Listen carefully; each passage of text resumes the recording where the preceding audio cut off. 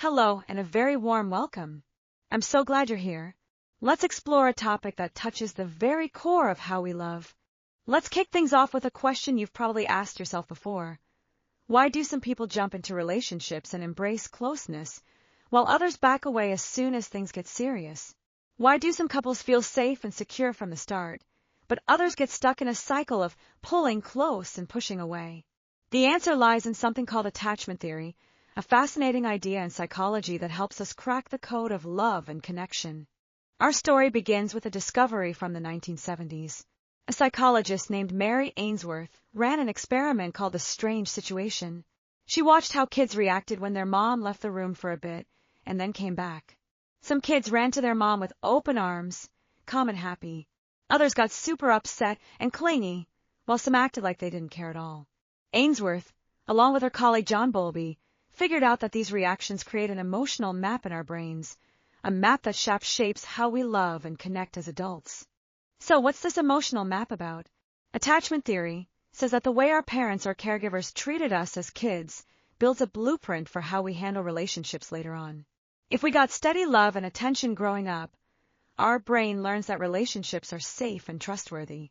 But if our caregivers were sometimes there and sometimes not even cold and distant, our brain builds a map filled with worry, fear, or the urge to keep people at arm's length. These patterns show up in adulthood, not just in romance but also in friendships, parenting, and even how we act at work.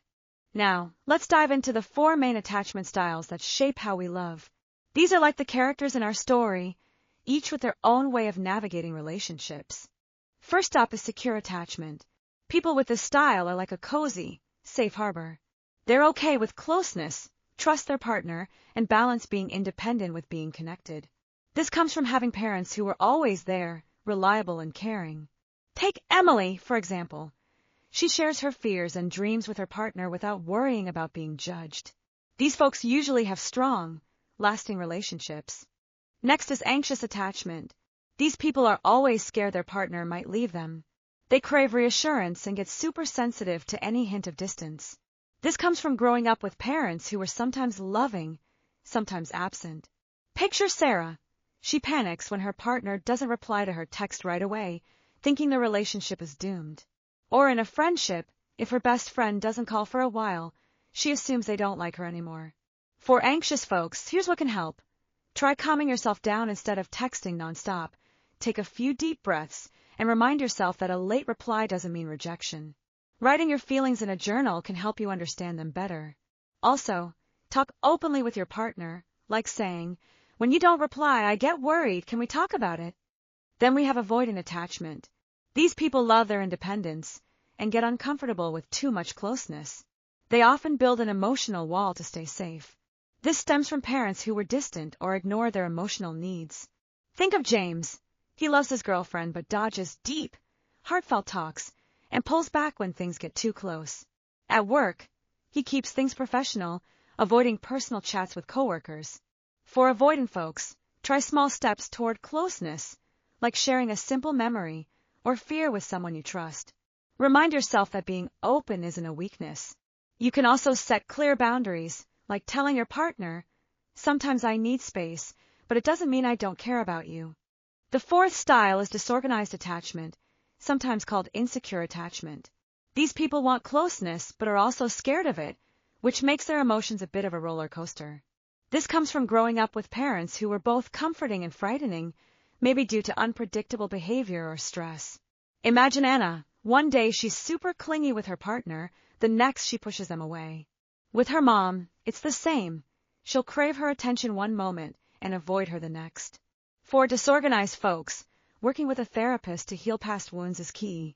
Practicing mindfulness, like pausing and breathing deeply before reacting, can help. Also, building simple routines, like daily chats with your partner, can create a sense of stability. So, how do these styles play out in relationships? When 2 secure people are together, their relationship is like a sturdy house, supportive and strong, even when problems arise. But when an anxious person pairs up with an avoidant one, things can get tricky.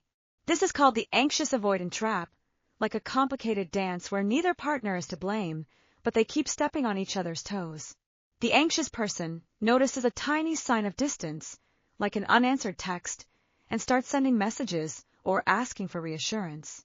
This feels like a trap to the avoidant person who needs space, so they pull back even more, maybe even ghosting. That distance makes the anxious person more clingy, and the cycle keeps going. Knowing this trap helps us spot repeating patterns, stop blaming ourselves or our partner, and take steps to change. Here's the hopeful part of the story: earn secure attachment. You can change your attachment style and build healthier relationships. This journey has a few steps. First, deep self-awareness. Notice when your old patterns kick in, like when your heart races from worry or you feel the urge to shut down. Second, making peace with the past. Working with a therapist can help you understand why you act this way and rewrite your old story.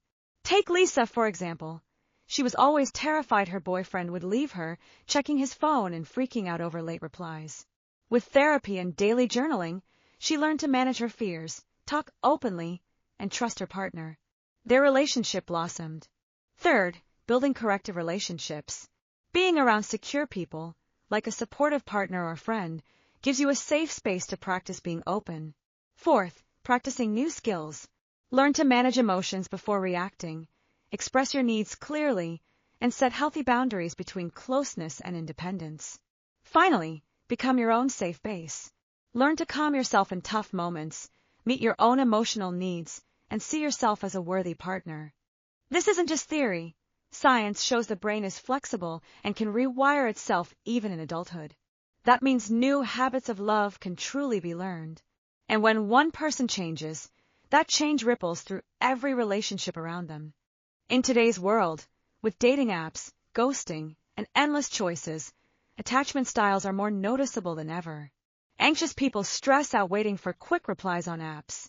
Avoidant folks are more likely to ghost, dodging talks instead of facing them.